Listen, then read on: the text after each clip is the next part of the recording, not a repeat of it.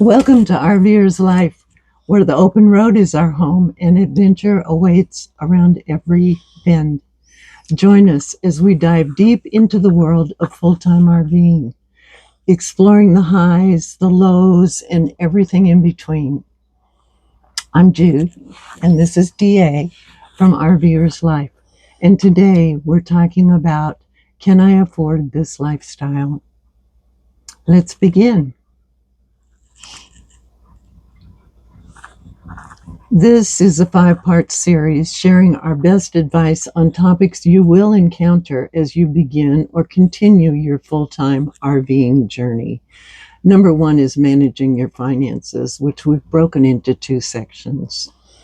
1A is for everyone considering this lifestyle, and 1B is for those with property they may sell to finance the process. There's a link in the description to that video. And let me attest to the fact that in the past 10 years, we've experienced a huge variety of highs, lows, and everything in between. And you will too. It's not quite that you are suddenly on a forever vacation. Life with a capital L still happens. You'll need to know the condition of your finances before making any move.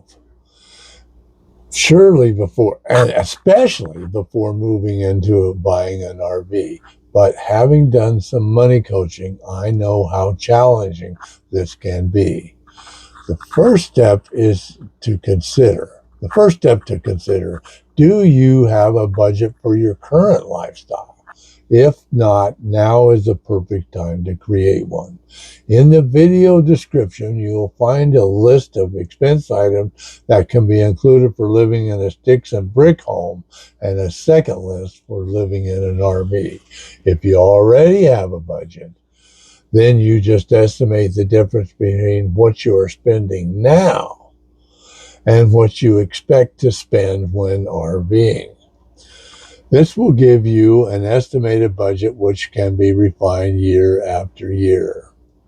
If you don't have a budget, you can create one, and it can be fairly easy. Just pull together your statements from your bank, credit card, and investments. And do that for the past 6 months. And then create a spreadsheet where you categorize each item. If you like to use an app for this, a very convenient app is nerdwallet.com. A link for that is in the description. A missing piece of all this is cash. You will always see an ATM withdrawal and the amounts, but you may not remember how you used the cash.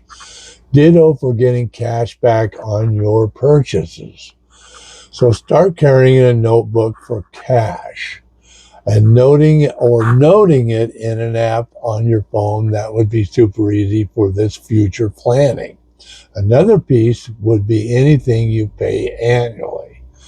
You can decide if you want to show those expenses once a year or allocate them over all of the 12 months. If you don't have a clue about what your RVing lifestyle will cost, and really, why would you? Don't despair. There are many videos where you can see what others have spent.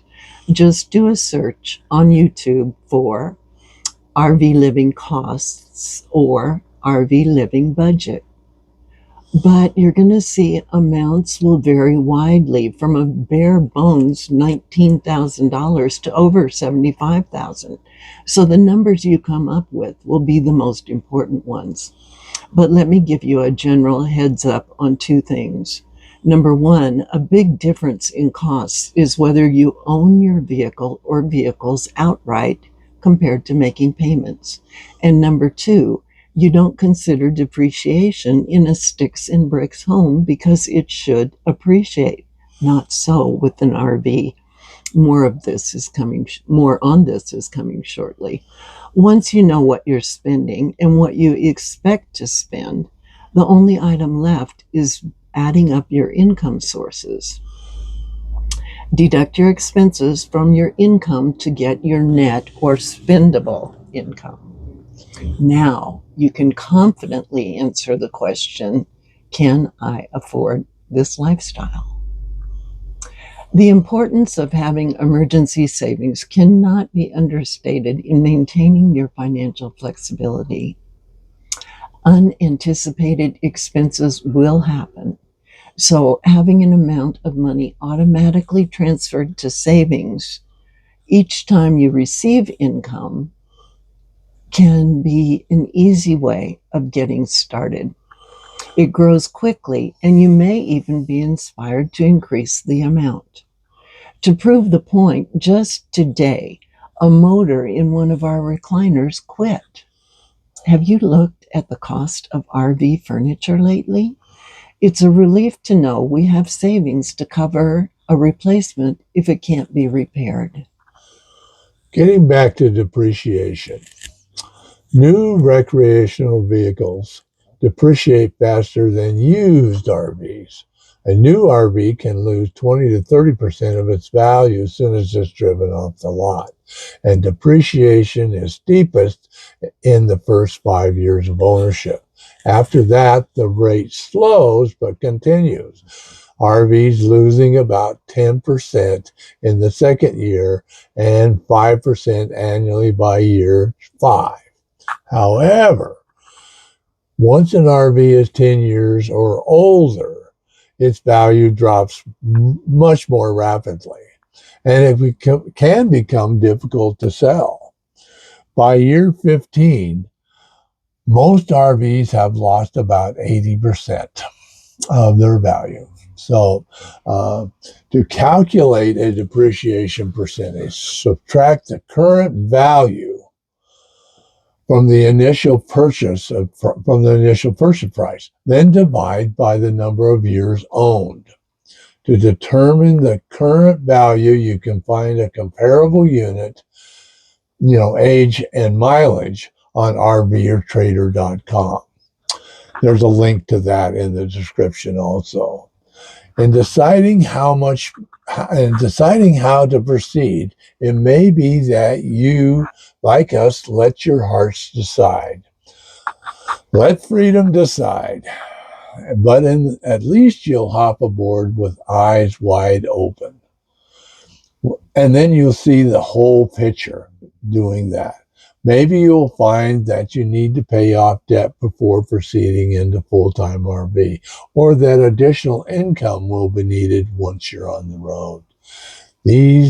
Those are great observation, and it's much less painful to find out before there's an emergency. And that's not to say don't do it. If you plan well, you can do anything.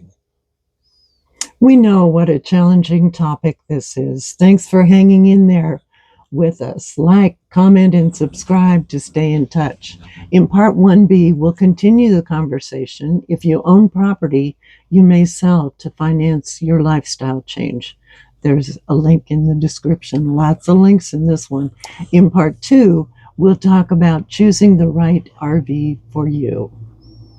Until then, keep exploring and living life on your terms. Safe travels, and see you down the road.